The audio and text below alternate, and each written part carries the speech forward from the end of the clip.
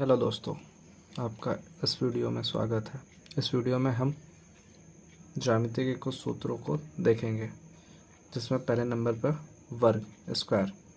वर्ग एक चार भुजाओं की आकृति होती है, जिसमें सभी भुजाएं आपस में बराबर होती हैं।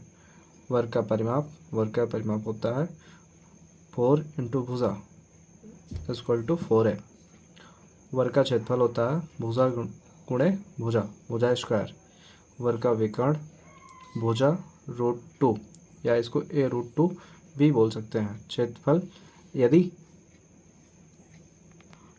यदि वर्ग का विकर्ण दिया हो तो क्षेत्रफल निकालने के लिए हम 1/2 विकर्ण स्क्वायर का फार्मूला लगाते हैं। इसी क्रम में हम आगे आयत को देखेंगे। आयत भी चार भुजाओं वाली एक आकृति होती है। इसमें आमने सामने की भुजाएं बराबर होती हैं। आयत का परिमाप 2 गुणे लंबाई प्लस चौड़ाई होती है।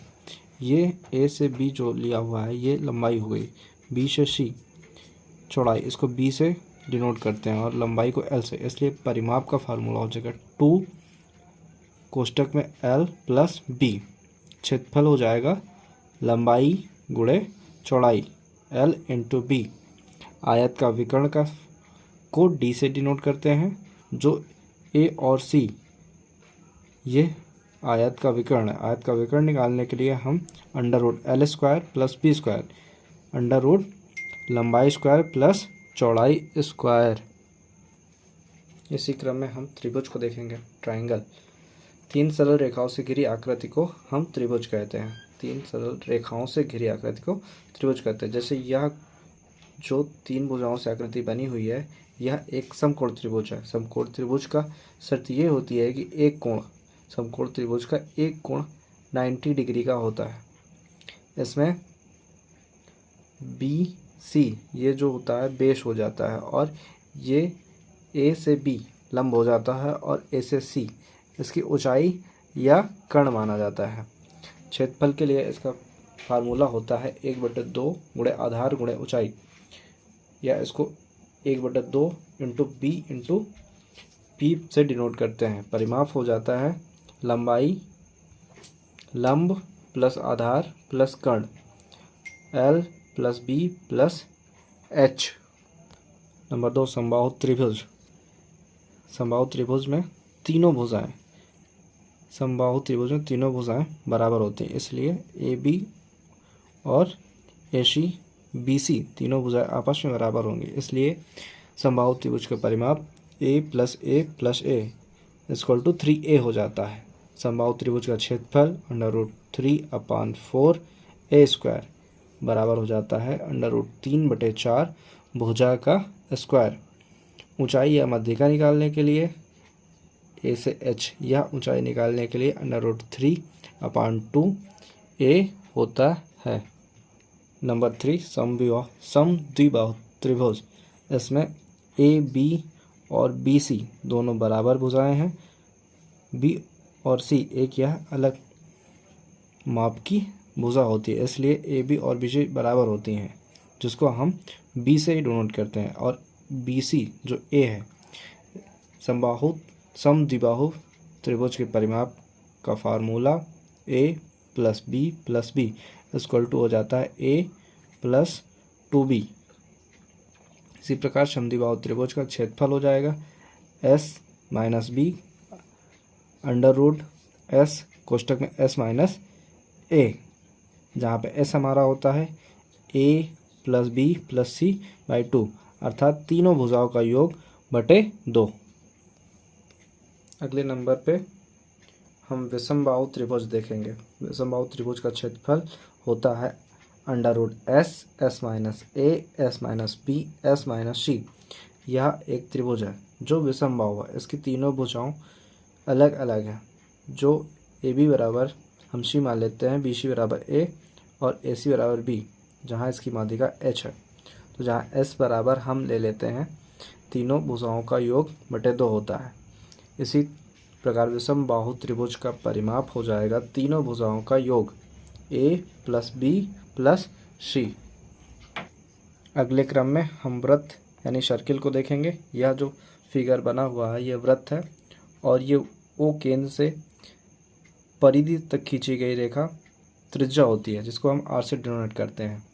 व्यास, फार्मूले में आते हैं तो हम व्यास को देखते हैं। व्यास बराबर होता है 2 गुणे त्रिज्या। अगला फार्मूला परिधि का होता है, जिसको हम पाई इंटू व्यास बराबर हम लिख सकते हैं 2 पाई आर। वृत्त का क्षेत्रफल होता है पाई आर स्क्वायर, या लिख सकते हैं पाई गुणे त्रिज्या का होल स्क्वायर। अगले क्रम में हम बेलन यानी सिलेंडर को देखेंगे। यह जो आकृति बनी हुई है यह एक बेलन की है। ये ऊंचाई है, ये h ऊंचाई, और ये यहाँ से यहाँ तक की त्रिज्या होती है। तो बेलन का आयतन होता है पाई आर स्क्वायर h। बेलन का वक्र पृष्ठ का क्षेत्रफल 2 पाई आर h होता है। बेलन का संपूर्ण पृष्ठ का क्षेत्रफल होता है 2 पाई आर h प्लस आर होता है। शंकु कोण, यह जो आकृति बनी हुई है एक त्रिभुजाकार दिख रही है। यह शंकु की आकृति होती है जो एक टोपी की तरह होती है। यह बीच से आई हुई जो रेखा है ये ही इसकी ऊंचाई होती है, और ये जो होती है तिर्यक ऊंचाई होती है। यहाँ से यहाँ तक की दूरी इसको त्रिज्या कहा जाता है। शंकु का आयतन होता है 1/3 पाई आर स्क्वायर h, या 1/3 पाई त्रिज्या का स्क्वायर इंटू ऊंचाई होती है। इसी प्रकार वक्र पृष्ठ का क्षेत्रफल हो जाता है पाई आर एल, जहाँ पे एल हमारी तिर्यक ऊंचाई होती है। संपूर्ण पृष्ठ का क्षेत्रफल होता है पाई आर कोष्टक में एल प्लस आर। तिरछी ऊंचाई जहाँ पे होती है L equal to H square plus R square. H जहाँ पे ऊंचाई होती है हमारी और आर जो होती है वो त्रिज्या होती है। गोला स्फेयर, यह जो आकृति दिख रही है ये गोला होती है। यह यहाँ से परिधि तक की दूरी त्रिज्या कहलाती है आर। इसको आर से डिनोट करते हैं। आयतन, गोले का आयतन होता है 4/3 पाई आर क्यूब। गोला का संपूर्ण पृष्ठ का क्षेत्रफल होता है पाई आर स्क्वायर। इसी प्रकार अर्धगोला हेमिस्फेयर, यह जो आकृति बनी हुई है एक गोला को अगर आधे से काटा जाएगा तो कुछ एक ऐसी आकृति आती है जो यहाँ से लेकर यहाँ तक की दूरी को त्रिज्या से डिनोट करते हैं, आर से डिनोट करते हैं। अर्धगोले का आयतन 2/3 पाई आर स्क्वायर होता है। अर्धगोले का वक्र पृष्ठ 2 पाई आर स्क्वायर होता है। अर्धगोले का संपूर्ण पृष्ठ 3 पाई आर स्क्वायर होता है। इसी के आगे हम घन यानी क्यूब देखते हैं। यह जो आकृति बनी है यह एक घन की आकृति बनी है। इसकी सभी भुजाएं आपस में बराबर होती हैं। यह घन होता है और ये यहाँ से यहाँ तक की दूरी को इसको विकर्ण यानी डी से डिनोट करते हैं। विकर्ण का फार्मूला होता है a√3 यानी भुजा √3, और घन का आयतन होता है a क्यूब यानी a क्यूब भुजा का होल क्यूब। संपूर्ण पृष्ठीय क्षेत्रफल होता है 6a स्क्वायर, 6 गुणे भुजा का होल स्क्वायर। घनाभ, यह जो आकृति बनी हुई है यह एक घनाभ की आकृति है। इसमें लंबाई, चौड़ाई और ऊंचाई तीनों रेखाएं की लंबाइयां अलग अलग होती हैं। इसका विकर्ण निकालने के लिए ये यहाँ से ये जो पड़ता है ये इसका विकर्ण होता है, तिर्यक कुछ। तो इसका विकर्ण निकालने के लिए जो फार्मूला यूज करते हैं √L square plus B square plus H square, जहाँ पे L लंबाई है, B चौड़ाई है, H ऊंचाई है। आयतन इसका हो जाता है लंबाई गुणे चौड़ाई गुणे ऊंचाई। तो आयतन लिख सकते हैं L into B into H. इसी प्रकार संपूर्ण पृष्ठीय क्षेत्रफल हो जाता है 2 कोष्टक में LB plus BH plus LB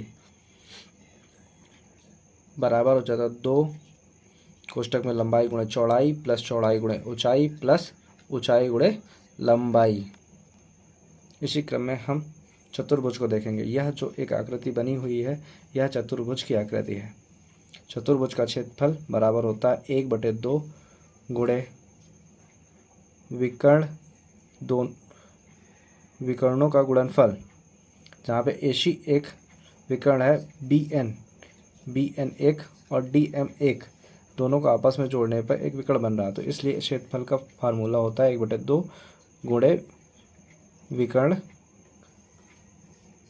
का स्क्वायर। परिमाप जो होता है चतुर्भुज का परिमाप होता है चारों भुजाओं का योग। समलंब चतुर्भुज, इसमें आमने सामने की दो रेखाएं समांतर होती हैं, ऐसा चतुर्भुज होता है। समलंब चतुर्भुज का क्षेत्रफल 1/2 गुणे समांतर भुजाओं का योग गुणे ऊंचाई होता है, जिसको हम 1/2 कोष्टक में 1a + b × h भी लिख सकते हैं। इसी प्रकार आगे समपंचभुज का क्षेत्रफल निकालने के लिए 5a² √3/4, जहाँ पे a हमारी भुजा होती है, समषटभुज का क्षेत्रफल निकालने के लिए 6a² √3/4, यहाँ पर भी a हमारी भुजा होती है। Thank you.